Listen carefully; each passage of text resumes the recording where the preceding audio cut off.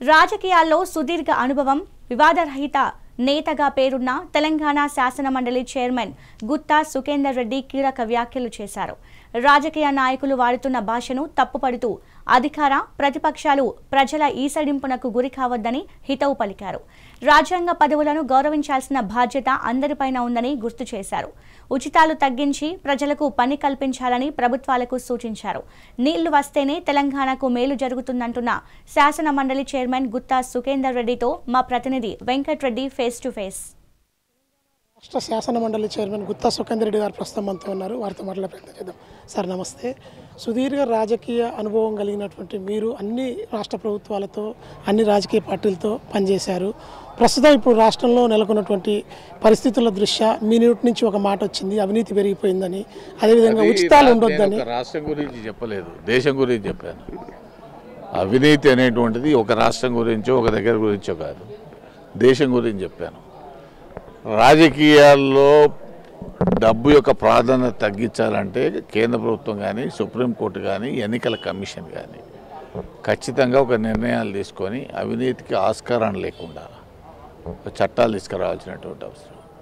అదే పద్ధతుల్లో వివిధ రాజకీయ పార్టీలు ఎన్నికల ముందు ఇస్తున్నటువంటి వాగ్దానాల మీద కూడా చట్టం తీసుకురావాల్సినటువంటి. వాళ్ళు ఏమవుతుంది, ఉచితాల వల్ల రాష్ట్ర ప్రభుత్వాలు దివాలా తీసేటువంటి పరిస్థితి వస్తూ ఉంది. అప్పుల కుప్పలు మరి ఇవాళ రాష్ట్ర ప్రభుత్వాలు పడిపోయేటువంటి పరిస్థితి. ఇది ఒక మన రాష్ట్రమే కాదు, ఆంధ్రప్రదేశ్ తీసుకో, కర్ణాటక తీసుకో, తెలంగాణ తీసుకో, చాలా రాష్ట్రాలు ఎక్కడైతే ఉచితాలను ఎక్కువగా మనం అందిస్తున్నామో ఆ రాష్ట్రాలన్నీ కూడా ఆర్థికంగా ఇబ్బందుల్లో ఉన్నాయి, అభివృద్ధిలో కుంటుపడుతూ ఉన్నాయి.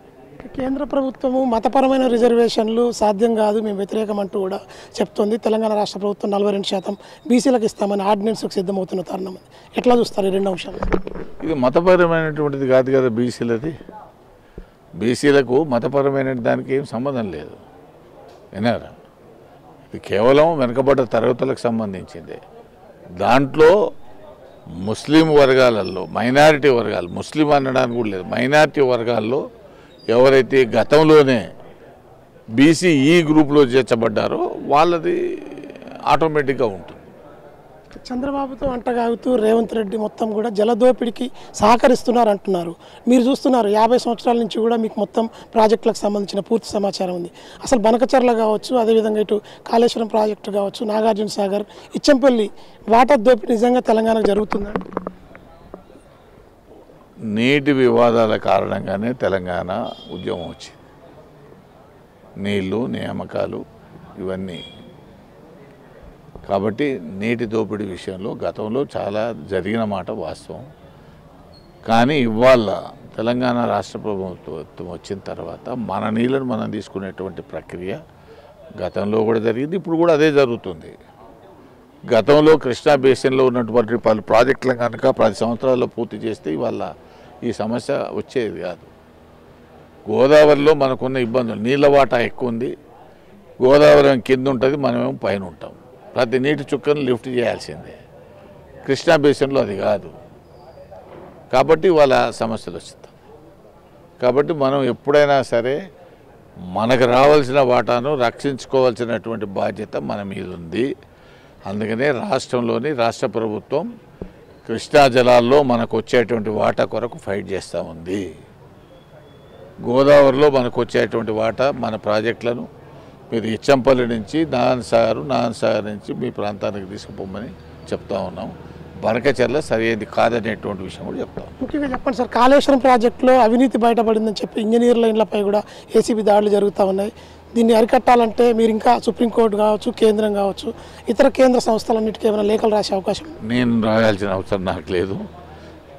ఎవరు చేసే పని వాళ్ళు చేయాలి, ఎవరు చేసే కార్యక్రమం వాళ్ళు చేస్తారు. ఫైనల్గా చెప్పండి, స్థానిక సంస్థల ఎన్నికలకు సంబంధించి ఉచితాలొద్దు పని కావాలని చెప్పి మీరు సూచన కూడా చేసిన నేపథ్యం ఉంది.